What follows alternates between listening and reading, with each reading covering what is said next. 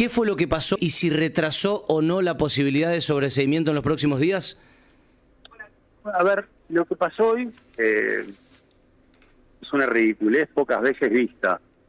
Y le voy a contar bien fácil. Hace ya más de un mes y medio atrás, la Fiscalía cita a un odontólogo que dijo, yo le hago un tratamiento especial a la supuesta víctima, entre comillas. ¿Por qué un tratamiento especial? Y sí, porque ella tiene síndrome de von Willebrand, tiene la enfermedad von Willebrand. Y ahí nos quedamos todos helados, la Fiscalía, los querellantes, los defensores. ¿Qué es von Willebrand? Él nos explica, miren, esto es una enfermedad que las personas tienen en la sangre, que tiene una muy mala coagulación, entonces cuando una persona con von Willebrand es apretada en su cuerpo, le genera inmediatamente un hematoma o una equimosis. A partir de ahí, eso fue el primer milagro. El segundo milagro es el de los audios. Ese fue el primer milagro, le digo yo. ¿Cómo? Sí, efectivamente, a partir de ahí empezamos a entender por qué esta chica tenía 14 hematomas o equimosis, todos de carácter leve, quiero que se entienda. Entonces es citada la chica a declarar por segunda vez y se le pregunta, discúlpenos, ¿usted tiene alguna enfermedad? Sí, yo tengo von Willebrand. ¿Y qué es von Willebrand? Y ella explica. Sí. Pero ¿desde hace cuánto tiene von Willebrand? Por lo menos 10 desde años. antes de mi primer embarazo, dice. Wow. Rafael. Listo, entonces es un tema que no se discute. Ella tiene von Willebrand porque lo dijo un médico y la propia víctima. Rafael, entonces le acelero un poco. Hoy lo que dicen ellos es, tenemos pruebas médicas y testimoniales de médicos que demostrarían, o mejor dicho, en sus palabras, que demuestran que a ella se le fue el síndrome de von Willebrand. ¿Eso es una posibilidad médica? O sea, obviamente usted no es médico, ¿no? Pero se habrá asesorado. No. Ellos dicen que sí. Bueno, está bien. Pueden decir lo que quieran y lo tienen que valorar en el momento del alegato, no es ahora. Lo de hoy, para que me entienda, una chicana para dilatar la audiencia. ¿Y lo lograron? Y claro que lo lograron, porque en definitiva, el día 25 se va a hacer la audiencia del sobreseimiento. Esto se retrasó un día más. Se retrasó una semana más. Bien. Entonces, hay dos, para su tranquilidad, además del odontólogo y la propia víctima que dicen tener von Willebrand, hay dos hematólogas que dijeron, sí, esta mujer tiene problemas.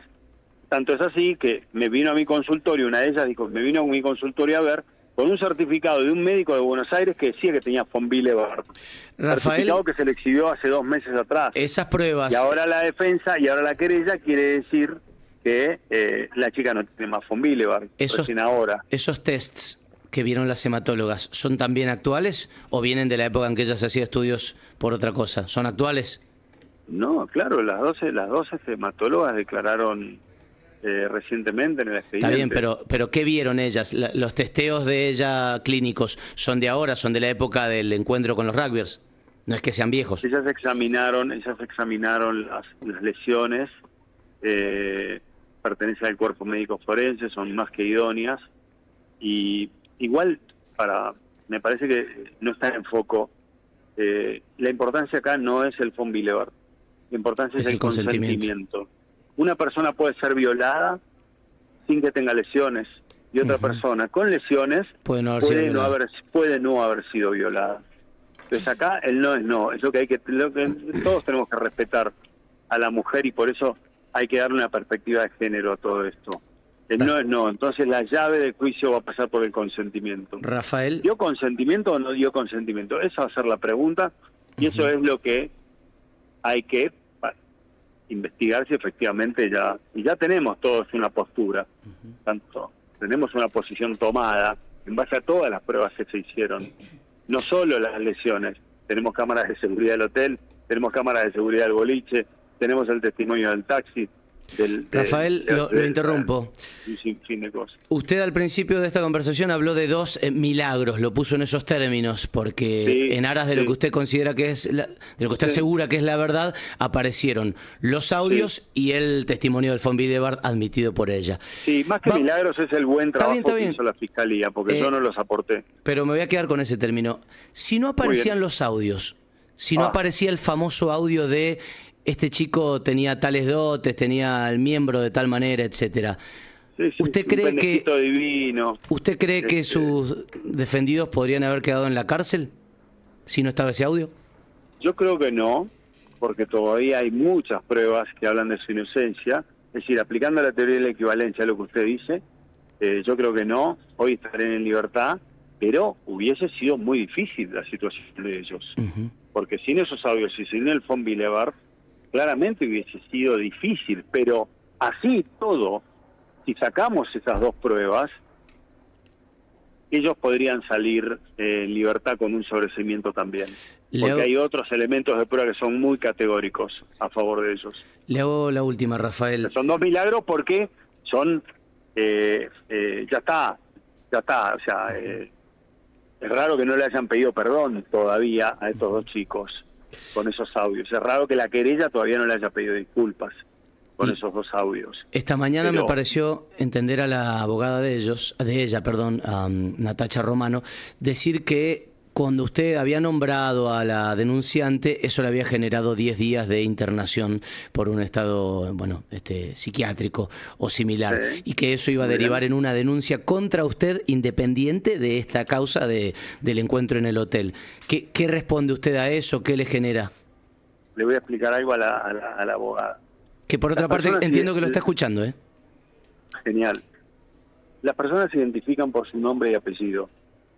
Su nombre completo y su apellido completo. Yo nunca dije el nombre y apellido de ella. ¿Ok? Inmediatamente de haber dicho, creo que no sé si dije el nombre o el apellido, pasó mucho tiempo y tengo otros casos, al día siguiente o ese mismo día presenté un escrito en la fiscalía ofreciendo disculpas a la fiscalía y ofreciendo disculpas a la familia, aclarando que no la había identificado por su nombre y apellido. Esto es una exageración más de la abogada. Es más recomendable que estudie Derecho Penal que trate de criticarme a mí. Así que no puedo yo darle una respuesta a alguien que no tiene una ética procesal conforme lo que estamos necesitando todos en un caso tan delicado. Estamos en alguna instancia defendiendo lo que es el honor de una mujer. ¿Sí? Cuando ella hace una denuncia y tiene que ser analizada por el cuerpo médico forense, la mujer tendría que asistir, tendría que haber asistido a esos lugares en vez de ir a la legislatura. Pero bueno, son cosas que uno aprende con la profesión. Le agradecemos mucho el contacto, Rafael, que siga muy bien. Bueno, que sigas bien. Rafael Cuneo Libarona es el abogado de Oscar Yegú y Hugo Oradú, dos rugbyers acusados de violar a una mujer en Mendoza el pasado 7 de julio. Está del otro lado Natacha Romano, la abogada querellante. Natacha, ¿cómo estás? Julián Imacio te saluda acá en Newell. Gracias por esperarnos. Buenas tardes, un placer.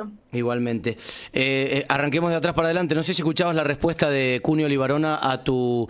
Yo entendí esta mañana, oyéndote, que vos decías que se le venía una denuncia por esto de que al haberla nombrado, realmente no recuerdo si la nombró o no, o cómo, viste que él lo desmiente, iba a haber un accionar por haberle generado un cuadro de estrés. Sí, lo ha escuchado el doctor, es muy repetitivo con su relato permanentemente. Le agradezco la explicación que recién me da, pero lastimosamente al haber identificado a la denunciante con el apellido, que no es lo mismo del nombre X, María hay muchas, entonces justamente con la identificación en una provincia que no es Buenos Aires, estamos en Mendoza, es más chica, nos conocemos más por ahí, el daño se hizo y lo infirió. De todas formas me sirve de su declaración, atento que el escrito que él presenta, tendiendo disculpas, la familia lo presenta en la fiscalía, lo sube, pero no está firmado por él. Eso estaría bien que lo haga a los fines de ratificarlo. Y por otro lado, con la explicación que acaba de dar, evidentemente son unas disculpas falsas, porque él entiende que no le afectó. Él lo reconoce como una torpeza, pero ahora lo subestima, entendiendo que él no le infirió un daño. El daño lo hizo y así se divulgó la persona de quien es la denunciante, ¿no? Él pone el foco sobre el consentimiento, saca la mirada respecto a si tiene o no tiene la enfermedad de von Willebrand. Hablemos un segundo de consentimiento y de los audios. Ella manda esos audios a su amiga en los cuales se focaliza la defensa y dicen, che, pero acá ella habla de cómo lo disfrutó o da a entender que lo disfrutó y que él tenía el miembro de determinada manera y que le había encantado. Lo que ustedes dicen es, ella mandó esos audios fuera de sí, bajo un cóctel de lo que le quedaba de la resaca de alcohol de la noche anterior, de la noche de boliche antes de los rugbyers y de sus fármacos para tratar cualquier otro tipo de situación psíquica o psiquiátrica. Eso es lo que dicen ustedes. No es lo que decimos del audio. Mira, tengo a la vista justamente ahora la impresión que hizo la misma fiscalía de la transcripción de los audios, es decir, que son exactos. Y justamente el denunciante es que le aclara a las 16:56 y dice, no, posta, habrá sido lo que tomé, que yo estaba en pedo, no sentí nada, pero luego me di cuenta. Después habla y dice exactamente, desde que llegué al hotel fue agresivo. Lo que pasa es que todo eso no lo mencionan. Luego continúa y dice, no, si ya sé, el pibe es re obsesivo, porque yo me quería ir a mi casa, el chabón no me dejaba ir. Todo eso evidentemente la prensa lo quiere obviar. La espalda moretoneada, las piernas moretoneadas, el culo, las tetas, la cara. Y con la sacada de muerte pegó unos cachetones tremendos, ¿no? Todo esto evidentemente no lo quiere decir, también menciona, y es muy importante que tengan en cuenta, cuando la denunciante audios en una charla íntima, ¿no?, que no tenía por qué mentir, le dice, cuando estaba con el otro, entró a la habitación y me violaron. Fueron 2, pero no le vayas a decir a nadie, por favor, yo me muero de la vergüenza. Sí, estaba buenísimo, yo me cago de la risa, pero mirá cómo estoy. No la pasé bien y no lo voy a permitir. Es decir, que es importante o no que se constaten las lesiones, por supuesto. Al cuerpo médico forense le aclaró el doctor que por supuesto que asistió inmediatamente, mezcla las cosas con la legislatura como si la mujer no tuviera derecho a hacerlo. Ella no fue a la legislatura, fueron sus abogados querellantes en este caso. Y las lesiones sí le tenemos que dar un grado de importancia. Es muy importante la prueba nueva que se acompañó. Atento que con eso descartamos lo que en los dictámenes están fundamentando. En los dictámenes o pretenden fundar las lesiones con esta supuesta enfermedad que no tiene la enfermedad. Entonces, ¿qué va a decir el doctor Cuneo Levarona? ¿Que las lesiones sí las consintió? No las consintió. Pero es que uno puede consentir lesiones, Natacha, uno puede consentir lesiones. Tal cual, pero en este caso quedó, no hay un hilo conductor en el relato de la denuncia de la primera, luego de la ampliación, y hay un hilo que también no hay que dejar de ver, de los imputados, cuando en las indagatorias ellos mismos reconocen que jamás tuvieron sexo violento, que no se habló de mantenerlo, y lo niegan rotundamente. Acá ninguno de ustedes habló de que querían mantener un sexo violento. Las lesiones, evidentemente, que se han ejercido, ha sido para defenderse esta mujer, y por eso ha quedado así marcada, porque no prestó el consentimiento para el abuso. Frenemos un segundo, Natacha. Volvamos un poco para atrás, por favor. Vos decís, cuando empezaste a enumerarnos los detalles de lo que ella hablaba en esos mensajes, decís, desde el principio fue agresivo. Eso se lo manda como a las 6 de la tarde. Pero en la previa ella había dicho, no sabés, un divino o algo así. ¿Digo bien? Entonces, vos decís, muchos no quieren mencionar la segunda parte, pero ¿cuál es la segunda parte? No es la segunda, es una continuidad. Bueno, sí, está bien. 17-12 y el mensaje continúa 17-17, 17-18 y el que te menciono es 17-55, o sea, es una misma conversación. Claro. No te estoy mensaje de la mañana y después uno de la noche. Es en el mismo contexto de la misma conversación. Por favor, eso quiero dejar en claro porque no voy a engañar a la audiencia. Es muy importante que lo dejes en claro. Ahora, ¿cuál es la parte que debe tomarse? Cuando dice que fue un divino, no sabes, un divino me encantó, no sé si dijo me encantó, o cuando dice fue agresivo desde el principio. ¿Cuál es la parte que debe primar? Todo. Hay que entender que esto es una prueba que aportó la querella para que sea analizada de forma con todo su contexto y con la perspectiva de género que amerita. Justamente la denunciante jamás quiso esconder información ni quitar audios, ni mucho menos. No, porque claro. Entendió que la fiscalía los iba a estudiar y a analizar con el contexto que merece esta situación. Acá ella jamás puso en tela de discusión que esta persona tenía esos atributos o que si era lindo, si le llamó la atención. Claramente, si se conocieron en un boliche y le gustó, por algo subieron un taxi y se fueron. Sí, cuando yo ¿cuál hablo de divino, discusión? lo hablo desde mi interpretación de divino de buena onda, más allá de si le gustaba físicamente o no. Hago esa aclaración No, para que hablemos en el mismo canal. bien, bien, perfecto, está perfecto. No, no habla de, no lo conocía, no puede conocer la personalidad de alguien con la que estuvo Bueno, menos de una hora. sí, Se nos pero uno hace... Ahora, que Natacha, cuando ella habla al principio y dice esto de... Bueno, cuando ella da el famoso audio, ¿no? El primero que conocimos en el que daba la sensación de que ella había disfrutado y consentido la situación, que estaba supuestamente bajo efectos de fármacos y de alcohol.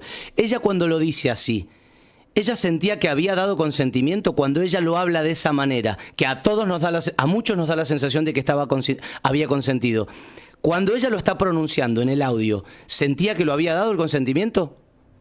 jamás, jamás, acá no hubieron ¿Y por varias qué no se partes. impregna su audio de esa sensación de no haber consentido? Digo, si está diciendo, no sabés, gracias por hacerme el aguante, la pasé re bien, tenía un miembro maravilloso. ¿Por qué en esas palabras no aparece en ningún momento la sensación de no haber consentido el hecho?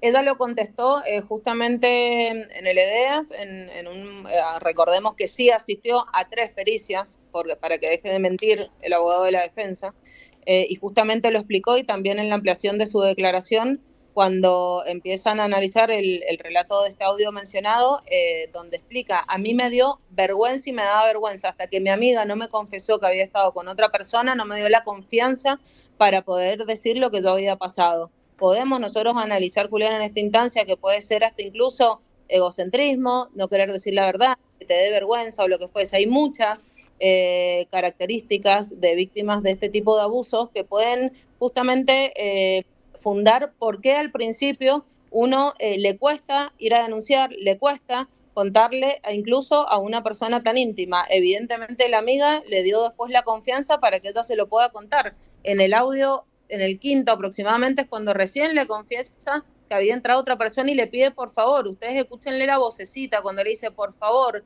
no quiero repetir el nombre de la amiga, no le vayas a contar a nadie, me da mucha vergüenza, hasta angustiada se la nota en la voz. Entonces es necesario que estos audios sean analizados en contexto y que sean analizados los 23, no los primeros audios que con el exabrupto que hoy se manifestó el abogado Cunha Ibarón, sigue pasando todos los límites, por lo menos del código de ética profesional que tenemos en Mendoza. No sé si el de Buenos Aires es diferente, pero se ha manejado con una agresividad total con los dichos desde la ciencia. Está bien, Natacha, pero y para cerrar, y más que una pregunta, una reflexión de mendocino a mendocino, de ciudadano a ciudadano. Creo que vos podés entender que a una parte de la ciudadanía se le presenten muchas dudas cuando escucha un audio tan contundente como el primero y uno tan diametralmente opuesto como los que le siguen. Entonces es válido y es hasta entendible que a muchas personas se les presente el interrogante de, che, ¿no habrá cambiado su versión? ¿No habrá cambiado su discurso en el medio? Vaya a saber por qué. No digo que haya sido así, pero que vos puedas entender que es tanta la diferencia de tono, de registro, de concepto entre un audio y los otros que pueda generarte dudas. Supongo que lo podés comprender. Lo puedo comprender, es totalmente válido, se lo puedo respetar a la audiencia, pero no al abogado de la defensa con el énfasis y la maliciosidad con los que los está justamente manipulando. Totalmente, y comparto lo que me decís, pero hay que tener una realidad, no engañemos a la audiencia, son 23 audios en una misma conversación, en la misma parte del día, y justamente tienen que tener en cuenta que esa fue una conversación íntima, pero sin embargo, la denunciante a las 4 horas que se despertó, donde estaba exponiendo el hecho fue en el Ministerio Público Fiscal, no delante de una cámara. A él, delante de una cámara por la exposición justamente tiene naturalmente por la familia el mismo abogado defensor y que se debía defender. Recordemos que le han tratado Juan insinuando de prostituta VIP, entonces estaba otra que ella también salga a contestar. Cierro y te agradezco mucho, Natacha. Lo menos leguleyamente posible. ¿Vas a pedir, hay una forma de pedir que los traigan de vuelta para la Argentina? ¿Hay alguna instancia en la que lo puedas solicitar? ¿Lo tenés pensado?